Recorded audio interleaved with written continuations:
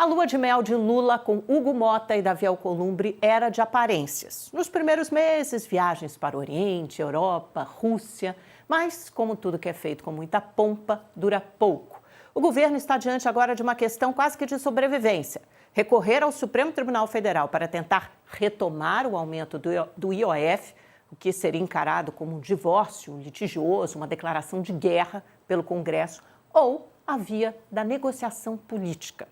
A Fazenda tem cerca de 3 semaninhas até o próximo relatório bimestral de receitas e despesas para apontar a solução. Basicamente, são 3 alternativas sobre a mesa. A primeira, pode optar por cortar mais 12 bilhões, cerca de 2 bilhões de reais em despesas, o que atingiria os gastos sociais.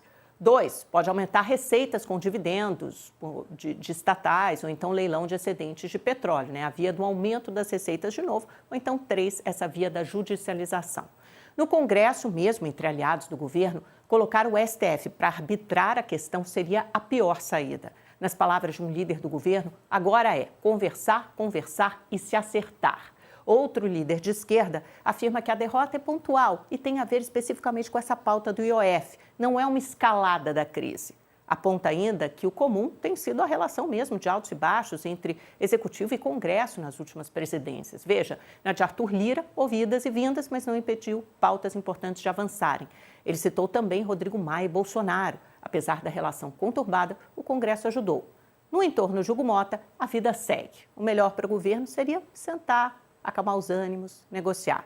Ouvi de um aliado que acionar o STF seria como tentar colocar um cabresto no Congresso e já há muito mal-estar com as últimas decisões de Flávio Dino, questionando o funcionamento das emendas parlamentares. Aliás, breve parêntese, hoje tem uma audiência pública, daqui a pouco. Hugo Motta e Davi Alcolumbre vão comparecer pessoalmente para uma audiência pública que vai discutir a constitucionalidade das emendas impositivas. Foi uma audiência chamada por quem? Pelo Flávio Dino. Então, esperem mais troca de farpas nesta sexta-feira. Um terceiro líder no Congresso sugeriu que seria melhor o governo reconhecer sua inoperância e começar as correções do que se empenhar em causas perdidas. Para corrigir a rota, ele sugeriu alguns caminhos. Primeiro, relacionamento e respeito. Depois, cumprimento de acordos. Isso são as palavras do parlamentar, gente? Como pagamento de emendas parlamentares. Ajudar a desatar os nós criados pelo Judiciário é a terceira recomendação. E 4, executar os orçamentos. Segundo ele, o governo ainda paga despesas referentes ao ano de 2022. Marcos Pestana, da Instituição Fiscal Independente, que é ligada ao Senado, ressalta que o Brasil não enfrenta uma crise geral da economia, é uma crise das finanças públicas. Ele pondera o seguinte: não estamos no fundo do poço, mas se formos muito insistentes e competentes, chegamos lá. Não é um problema sistêmico na economia. A iniciativa privada está fazendo sua parte, o agro bombando, não temos um problema cambial, a inflação está desacelerando.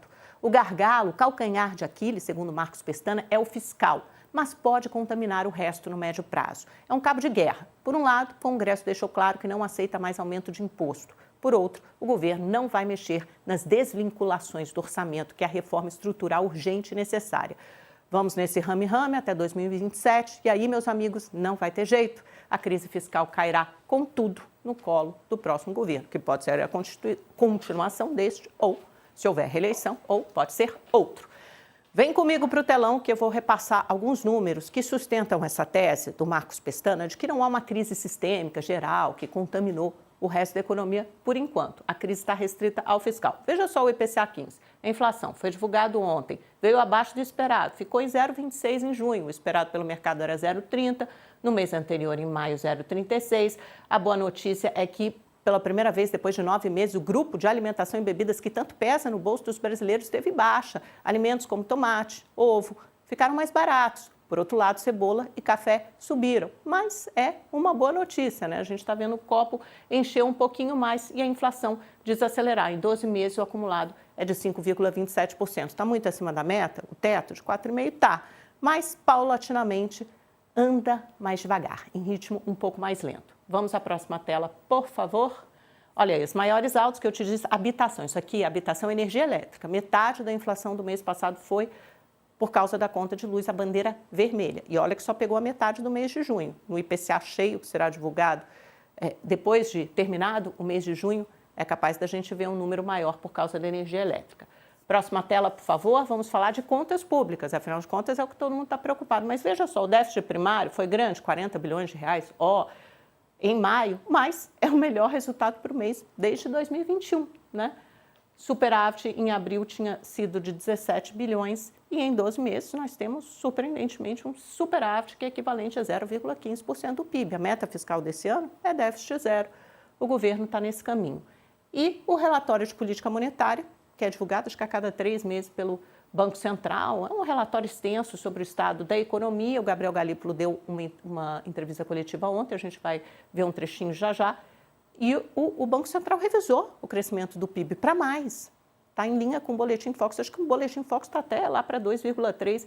Foi de 1,9 para 2,1. Então, a expectativa de maior crescimento da economia. Isso é economia real. O emprego está andando. Daqui a pouco tem dado de emprego, viu? O CAGED e PNAD nesta manhã. E o desemprego deve cair ainda mais. Então, veja, são os números positivos. E para a inflação, a expectativa descer um pouquinho de 5,1 para 4,9%. Vamos dar uma olhada no que o Gabriel Galípolo falou, respondendo uma pergunta sobre o fiscal, o quadro fiscal do Brasil. Eu já falei isso algumas vezes.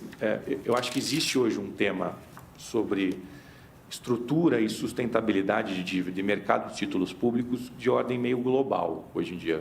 Até alguns jornais especializados de economia internacional fizeram até documentários recentes, longos, sobre esse tema, sobre um desequilíbrio que ocorreu nos últimos anos entre oferta e demanda no mercado de títulos públicos. Como você teve uma oferta crescente, dado todo o esforço fiscal que foi necessário ser feito nos últimos anos, né? A gente geralmente vê esse tipo de esforço fiscal em períodos excepcionais, como foi durante a Segunda Guerra Mundial, e agora a gente teve uma sucessão de períodos excepcionais.